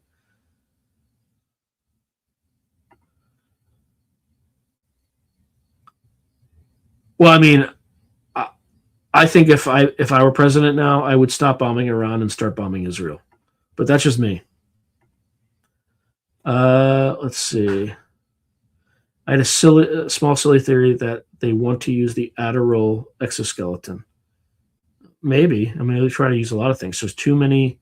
See government as a means to treasure and power rather than service as a magnet for sociopaths, and that seems to be what most of the lawyers turned politicians are. Yeah, I agree with that comment. China will lose in Iran if they don't stop lying about minorities and people's China, like the Tibetans. China has professional propagandists who are humiliatingly ignorant about Tibetan culture. Okay. If we do if we move into a land invasion of Iran, this war is going to go on for years. 100%. 100%. Which is why we pray for a diplomatic solution. The sooner, the better. Yeah, don't imagine it. In fact, when I focused on this problem in my master's thesis back in like 20 years ago, the only land invasion I thought was even potentially not absolutely batshit insane was the Khuzestan gambit. Everything else I didn't even like. We're not even going to look at that because it's such a retarded idea. Okay, so Sean, look up how to get out of the draft for those that might be thinking about it. ChatGPT gives a list. Yeah, you could be a conscientious objector. You could be in school. You could, when you show up to your induction, you just pull down your pants and start masturbating in front of everybody, right? So you can get like a Section 8. Like they'll just like, this guy's too crazy. There's plenty of random things you can do. It doesn't. Although in today's day and age, they might just let you do that anyway. Okay, so my stepdad is Persian from Iran. He's brainwashed by saying that. Here's the thing, Mermaid Moxie. If the Iranians came here now, they are absolutely 100% for this because they fled when the Ayatollah took over. So of course they're going to be pro here. Question is, what are the Iranians over there? And the more that we bomb them, the less optimistic they are. Also, this particular war is the in terms of information flow, this is the worst information flow I've seen for any war in my lifetime, which means it's going horrifically badly. Like, we're not getting any information here. All right, so Philip Blair is writing, Dietrich Bonhoeffer was the Protestant German philosopher and theologian who became a well-known political prisoner in Germany during World War II. So high profile, they kept him alive until April 9th, 1945, and that's when the Germans surrendered. So problem with sociopaths is they are master of telling you everything you want to hear, but mean none of it once they get elected. Need a better system for recalls. Yep. Yeah, we do need our own system. Very predictable times, it would seem. Yep, Nathan Mayer, correct. Oh, wait, no. No, it's not. I don't think it's unpredictable at all. I think this is going, again, when I talk to my friend, he says that everything they predicted would happen is happening right now. And it just keeps getting worse. And he's like frustrated. He's like, we told him this was going to happen and it happened. We told him this was going to happen and it happened. We told him this was going to happen and it happened. We told him this was going to happen and it happened. So none of it's unpredictable. We just have a freaking a bone spur retard who's in charge right now. Anyway, can you show where we might invade? Yeah, hold on. Just give me a second.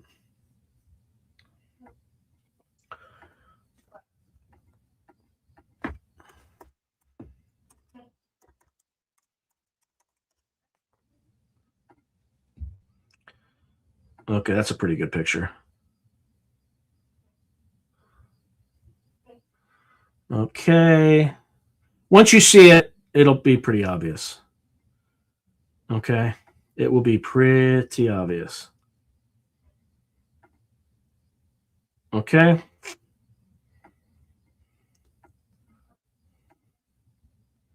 So you have Kuwait here, you have Iraq, Iran. This is Khuzestan province. Okay. So you'd start from Basra. Let me just look at. So it looks like you have 4 MSRs. You could probably. I mean, there you go. But let's see. Let's see what the rivers are. So almost immediately you're going to have to cross a river. Okay.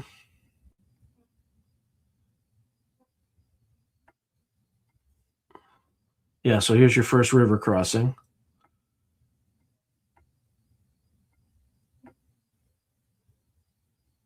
Anyway, and there's probably some river crossings along the way here too. Yeah, see? Anyway, it's not. Let me just open this in Maps. So it gives you a better sense of what it looks like. So the terrain is, gets a little feisty here, right? So it's kind of contained a little bit in terms of, this is probably where all the people are going to be, where you see the green. And yeah, you'll notice Karg Island is here, right? Which is an insane thing to attack, because you'd just be subject to artillery fires across there. But the reason I think they're focusing on it is you're going to have a lot of troop movements kind of in this area, right? That the Iranians will be able to observe. So they're just, doing some like mindless deception campaign here. Now, Boucher, that's where there's a nuclear reactor. So maybe maybe Karg Island would make them nervous too. But anybody who takes this island would just be a sitting duck. So there you go. I hope that's helpful. Whoever came up with that idea, I think that makes it make it pretty obvious why that would be a target. So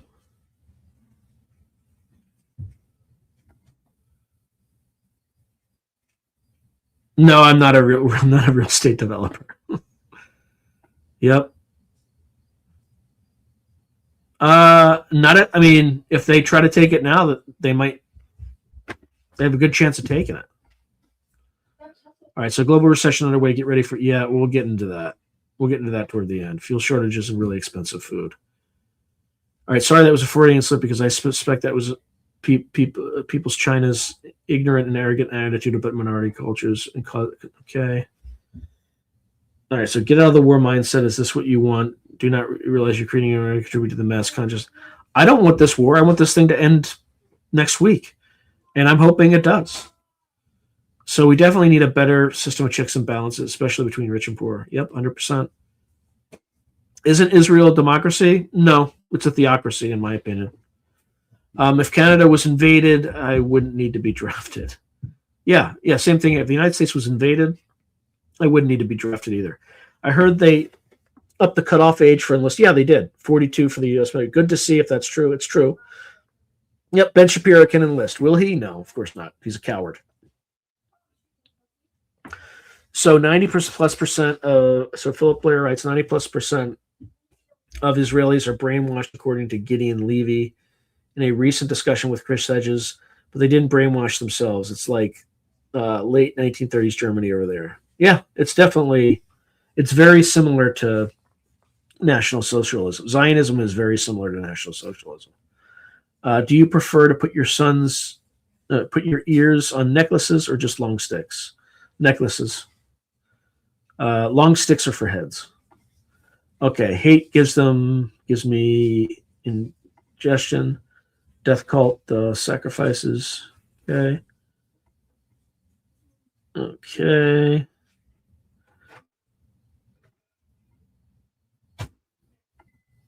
All right, Alexander the Great tried. He succeeded in Iran. He conquered Iran. He didn't conquer Afghanistan. That's where he failed. All right, so I think key to ceasefire, making any kind of progress towards peace, is restraining our greatest ally, all which appears to be a loose cannon and actively taking Lebanese land. I agree. I think we should just tell the Israelis, we're going to cut off your funding if you don't fucking stop. But they just can't. They just can't. Nibbling. They can't fucking stop. Anyway. Yeah, President Bone Spurs. Yeah, that's how you get out. I got bone spurs. All right. Okay, have you ever met Ryan Dawson there in Seoul? Okay, Alexander went as a dealer and didn't lost because his last stop was India. Maybe. I would have to check. Okay. Yeah, Section 8. I'm convinced they know that they are here.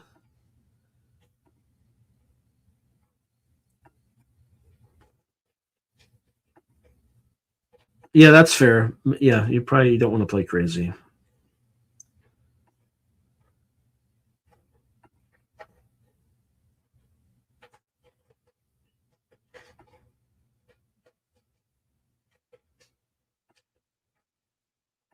Okay.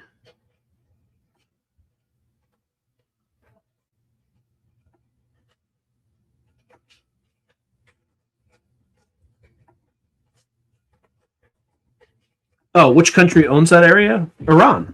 That's Iran. Like Iran owns Kazakhstan. Okay.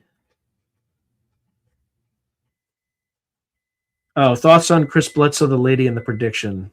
Dwayne Elizondo, Mountain Dew, Herbert Camacho. That's the best name ever. It's an idiocracy, and it's fantastic. So I believe the first time it could happen would be April 5th, which is Easter.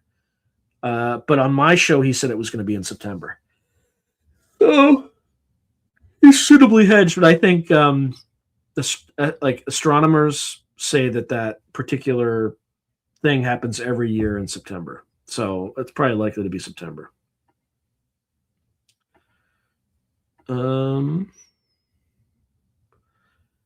Again, it would be a limited invasion. It would just the U.S. military's objectives would be to capture Kazakhstan and then hold it against the Iranian hordes. So taking it would be the hardest thing. Holding it would be a little bit easier, although they would be inundated with drones and whatnot. But I don't think it's a head fake. I think they're moving assets into place to provide Trump with the option to do it. I mean that's just, if you're in that position in the military, that's what you have. You kind of have to provide him with options. But the problem is as these things escalate, the escalation has its own kind of motion. It has motion of its own. Okay, so like you said, I think it was Colonel Davis that said we would not just deploy all those amphibious ships unless we were going to invade. Yeah, but I don't think we would. But who knows?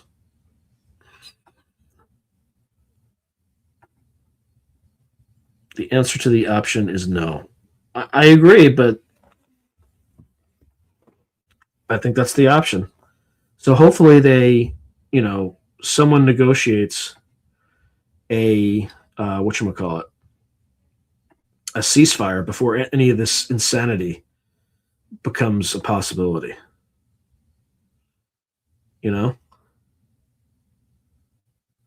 So let me see how we're doing.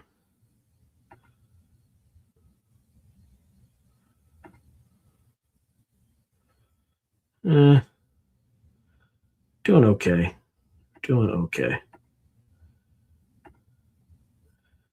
Yeah, but I'm doing about as well as I would have if I were doing the radio show right now. So like the radio show was literally not helping me at all. Like it was doing nothing for me. I was just kind of providing free labor and content for no reason. So I'm glad I made that decision. I am absolutely glad I made a decision. So again, if you haven't hit like, actually, please like, please share, please do all the things. Please, if you think you're subscribed, please double check to make sure you are subscribed. Because, as we all know, YouTube likes to randomly, I have 5 dislikes. I wonder what I did to earn dislikes. But we're at like 57 likes that I can see. So, look, people, if you're going to dislike something, just leave. Like, you're really not helping. So it's probably people who love Israel, maybe. Let's see. All right, they're talking about drafts. They want full war and population reduction to make place for more. Yeah, maybe. Are you going to run a query about how this war is affecting all the different parts? I already did. It's really bad for like Pakistan and North Africa, places like that, like really bad. Yeah, let's see. Yeah, they're not just going to quit. That's right. All right, is the breakaway guy's going to break out the tech similar to what I think it's? I think there's already been a ton of like UFO sightings over our nuclear stuff. So Alexander died in the palace of Nebuchadnezzar II in Babylon between the evening. Yeah, so he died in Iraq. Sounds like they just waited for the right group. Yeah, Netanyahu waited for the right fool to do this. Oh, do they? Dislikes boost you in the algorithm? Okay, maybe I shouldn't be upset. Give you a like to make up for the data scientist dislikes. Thank you, Benjamin Manning Music. I appreciate that, Ben. And again, just to be clear, because people confuse this, so we should not go overseas and die, so our homes can be given to immigrants that don't know what to build. Yeah, correct. And just to be clear, I shouldn't have to say this, but people who support this war are dangerously conflating the terms Zionist and Jews. Right? There are tons of Jews that don't support this war. There are tons of Israelis that don't support this war. Like my beef is with like literal Nazis, like Zionists. It's not with Jews or Zionists. Like a lot of them are against this war, and let's not conflate the two.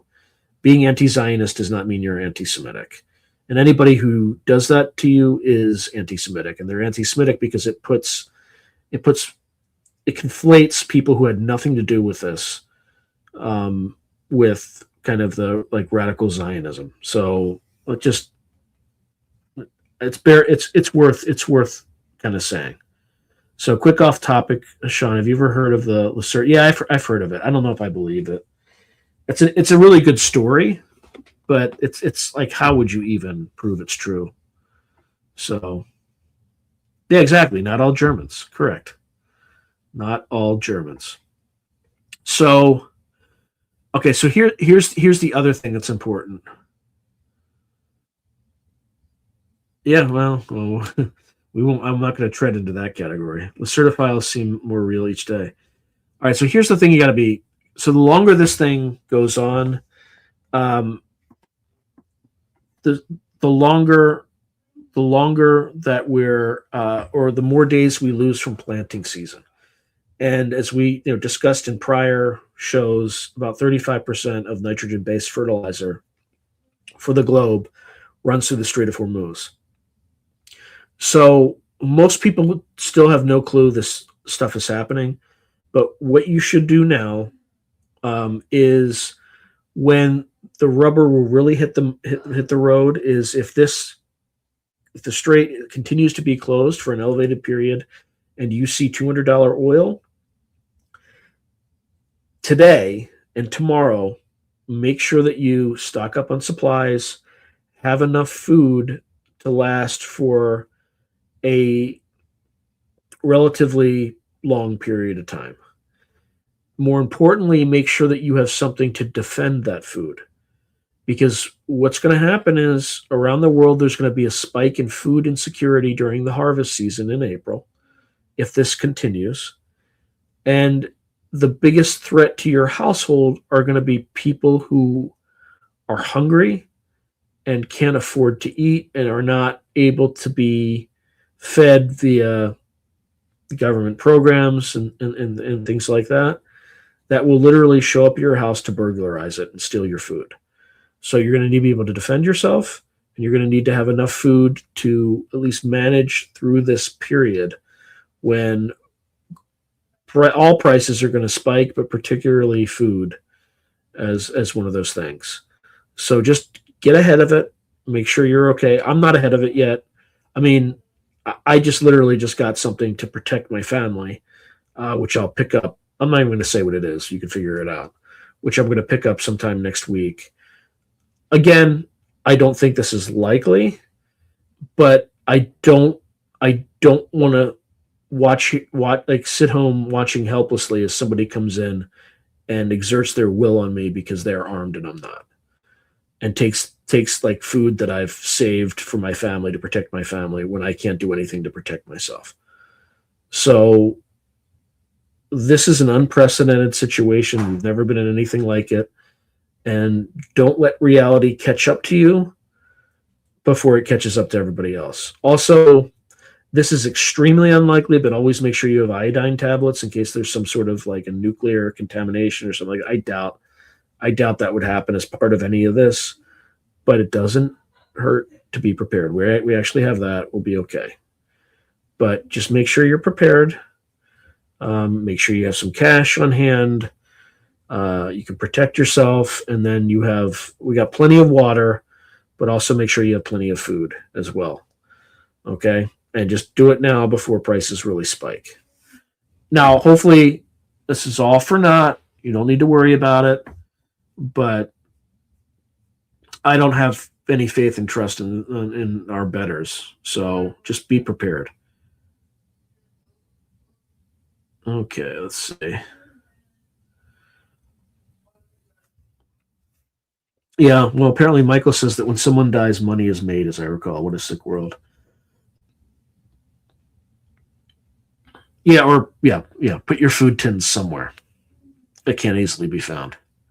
Problem is, you bury them in your backyard, you're going to have rats eat them. Yep, without fertilizer. But the thing is, the good news is in the United States, we also have that feedstock process, and we produce the byproducts of oil production. So it will hit us less hard, right, than it will the rest of the world.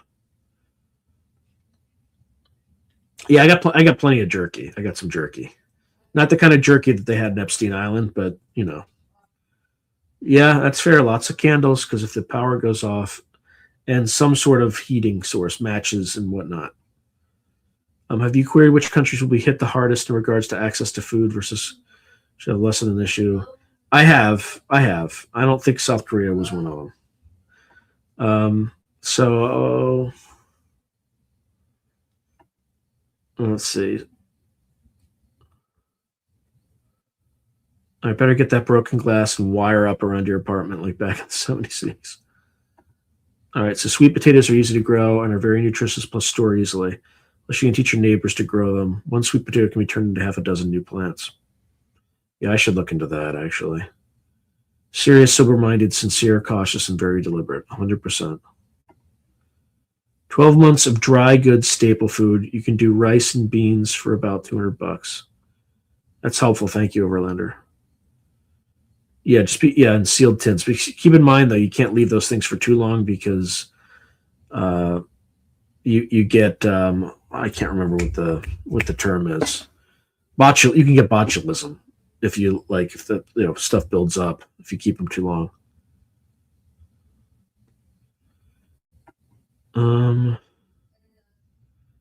Not in sealed tins that are buried up. Fair enough.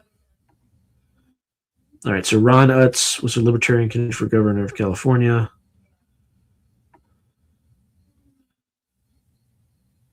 Yeah, Jackery. I've been looking at this for a while. I haven't purchased it yet. Jackery produces like a solar powered generator, like temporary generator.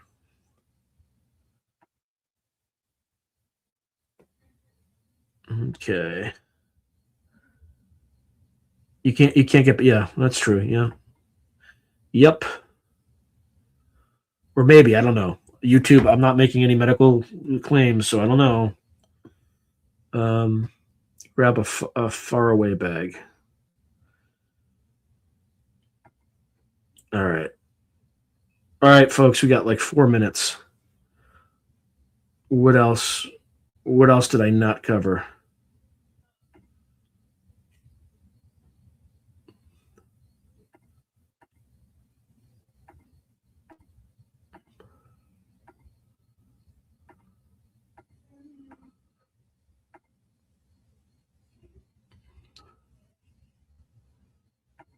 Okay, there's one other thing I have to do.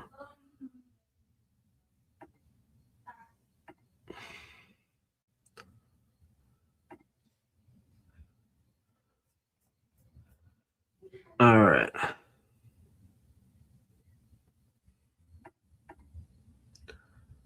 Oh, protein powders last a long time. That's helpful. Any use writing to state and government reps? No. I mean, literally just look to see if they received money from AIPAC. If they did, just in every election, just vote for the other side. That's all you can do at this point. Without internet, and the blue of the screen equals serotonin syndrome. Be kind of hard at the beginning. Also, people who don't have access to meds will also be. People who don't get their SSRIs would actually be a nightmare. Okay.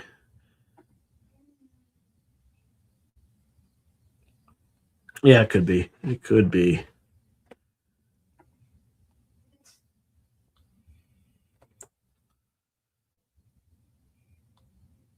All right, what else we got? All right, we got 2 minutes, folks. Anything else? Anything else? Also, I'm just putting a plug for my Patreon. Folks are interested, as well as you can also be a member for like first lieutenant and captain and up, depending on which either YouTube or Patreon you look at. You get an episode, an early episode every month. And then sometimes I'll show episodes to early episodes to others. I have 2 Nathaniel Gillis episodes in the hopper. One I just recorded today. I'm in the process of editing. And I'm trying to get 2 Dr. Morehouse episodes. We had some technical difficulties on the one we tried to record today, but I think we might be okay. We'll see.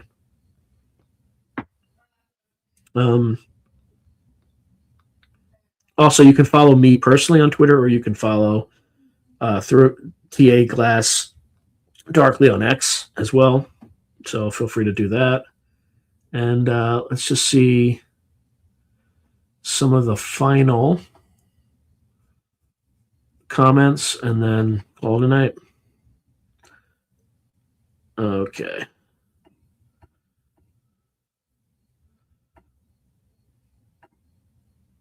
Sorry, I'm like,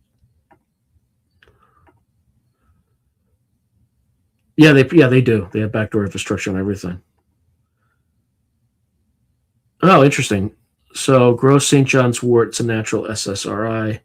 Help with weaning off an unexpected emergency. I mean, not that I'm on SSRIs, but I'm just. Yeah. You're right. I can only. I had to get the first thing, which I'm not going to mention, because generator's not going to do you any good if somebody comes and just takes it from you. But that one, I think yeah.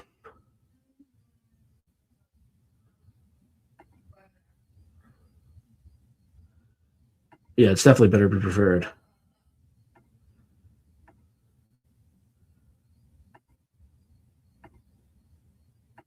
Okay. All right, everyone. 357, yeah. Of the Magnum type, apparently. All right, well, have a great weekend, everyone. Rest of your weekend. God bless. Godspeed, and have a wonderful rest of your weekend. Relax, spend time with family, and just be calm, but be methodical and be prepared. Good night.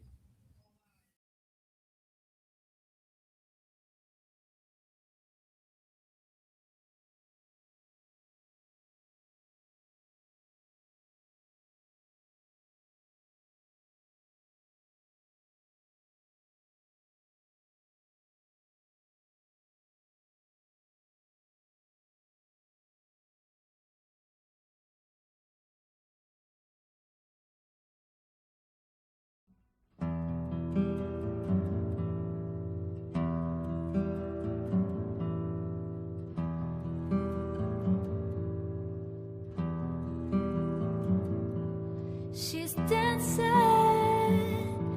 in the field, and the sun is in her eyes. Thousands are one in her eyes.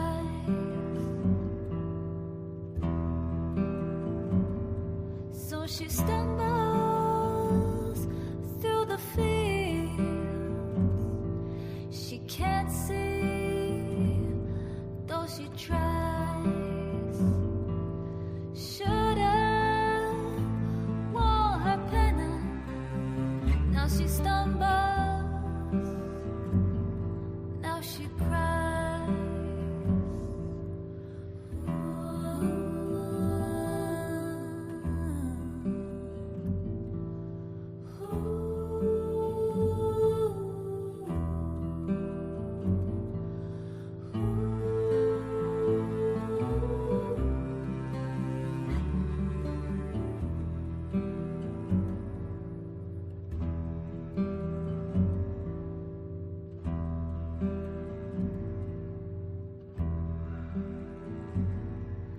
Her skin's red and it burns, and the fields go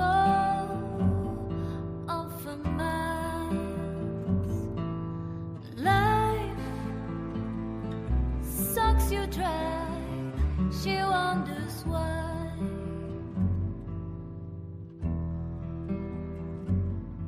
Wonders why.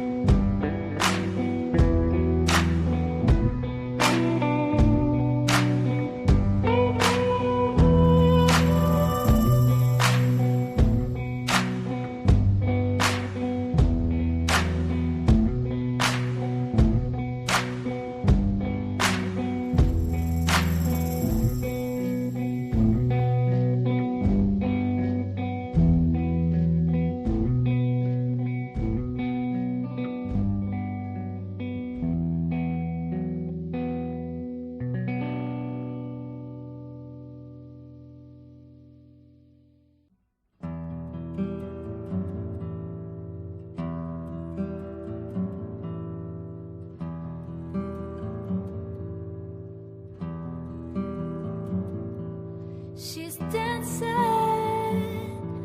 in the field, and the sun is in her eyes. Thousands are one in her eyes.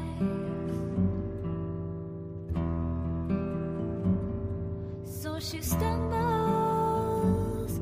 through the field. She can't see, though she tries. Should've worn her pennant. Now she stumbles. Now she cries.